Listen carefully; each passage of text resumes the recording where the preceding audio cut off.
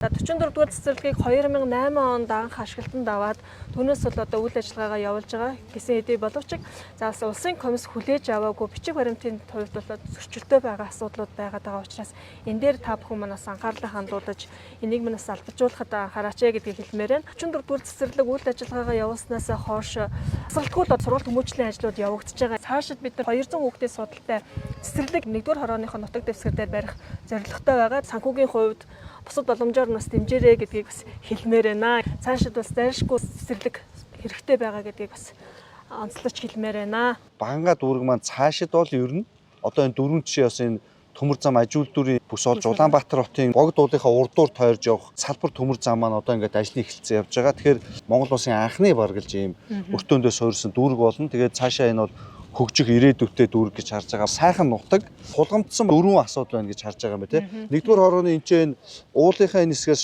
шар усны үер ирээд идэв үрийн байгууламж байна. Тургуул цэцэрлэгийн асуудал. Аж үйлдвэрийн парк дээр болохоор захиргаан арчин хүчээр хангах асуудал. Соёлын төв өргөөний барилга 5 жил явчаад дуусаагүй байгаа. Энийг бол яаралтай дуусгах гэдэг үндсэн дөрвөн асуудал үүж Баганга дүүрэг маань бол хот болоод өсөж хөгжих Улаанбаатар хотоос маш ойрхон богд уулыг тойрж болдог төмөр замын дөрвөн чиглэлээр суурилсан аж үйлдвэрийн логистикийн төв ирээдүйд бас тодорхой хэмжээгээр байж болохоор ийм одоо ирээдүйтэй манай дүүрэг байж байгаа. Ингээд 44 дэх цэцэрлэгээр авах хэдэн онд байгуулагдсан гэлээ? 2008 онд ашиглалтанд ороод улсын комисс бол хүлээж аваагүй. Тэгээр улсын комисс хүлээж аваагүй ч гэсэн бид зориултын дагуу ашиглаад хэрэг бол явж байна. Эрхлэгч Солонгоо.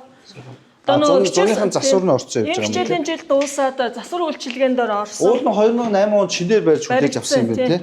Одоо ерөнхийдөө тэр 2008 оноос жил болгоно бид нар тодорхой хэмжээнд засвар үйлчилгээ. Баг зэргийн засварууд төлөв. Энэ маань энэ барилга маань ашиглах боломжгүй яагаад гэвэл ийм суулт мал аяг хөөсөлцөн. Энэ шалмууд нь ингээд цөмөрцсөн юм байна. Улсын комисс хүлээж аваагүй ашиглалтын тэнцэхгүйгээ. Тэгээд та тас ашиглаад явцсан. Хэдэн хүүхд хүлээж авдаг вүлээ? 150 хүүхэд. 140 ондортой нэг 210 хүүхэдтэй. 150 хүүхэдтэй тавчтай. Барилга бол маш муу чанартай ах баригдсан байна. Шалмууд цөмөрцсөн байж байна. Ханууд суул төгөө хагардсан байна. Эрүүл ахуйн шаардлагын хувьд ч бас жоохон хангалтгүй болчиход байгаа юм. Вакцинжуулалт хэр байж байна?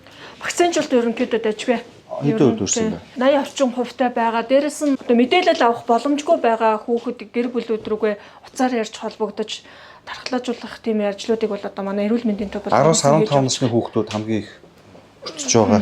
Улаанбаатарын 2008 онд ашиглалтанд орохдоо яагаад энэ барилга руу нүүгээд орсон гэдэг асуудлыг ярьцгаая. Хуучин барилга дээрээ нөгөө улсын бүртгэлийн гэрчлэгээ тусгай зөвшөөрөлтэй байж байгаа. Тэр барилга нь бас нэг шаардлага үүсээд улсын комисс хүлээж аваагүй барилга руу нүүгээд орсон юм биш харахгүй шээ. Тэгээд тэр хөвсгөл зам трейд гэдэг компани татан бүгдээ дампуураад алга болсон. 17 жилийн хугацаанд хэд хэдэн удаа өсөлт өгөөд хөөцөлж байгаа хгүй. Тэгээ хөөцөлтгөөр ажлын хэсэг томилогдоод хурж ирэн анхны зураг байхгүй. Барилгын зураг анх баригдсан. Тэгээд барьсан компани дампуурч гисэн. Улсын комисс хүлээж авахын тулд материалуудыг өргөдүүлэхээр техникийн нөхцлүүдээс эхлэх гэдэг.